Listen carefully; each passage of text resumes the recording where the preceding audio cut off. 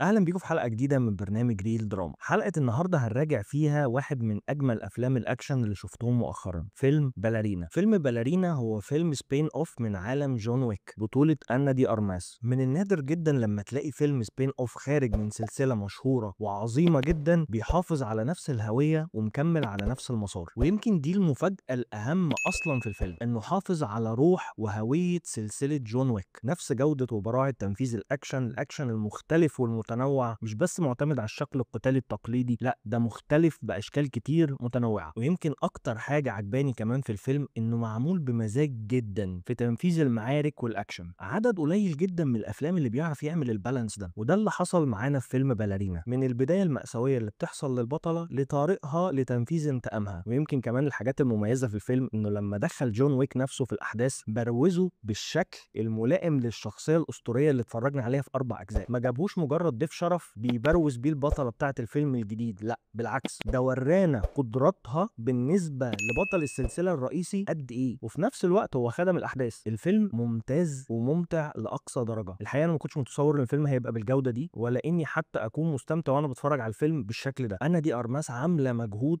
جبار، وواضح ان هي ماشيه بخطى ثابته وبترسخ لنفسها مكانه كبيره وقاعده بين ابطال افلام الاكشن. تقييم الفيلم باليرينا هو 9 من 10. ده كان رايي في الفيلم، مستني رايكم في الكومنتات. لو وصلت لحد هنا ما تنساش تعمل لايك وسبسكرايب عشان يجيلك كل جديد ان شاء الله الفتره الجايه. كان معاكم نادر سيف الدين، سلام.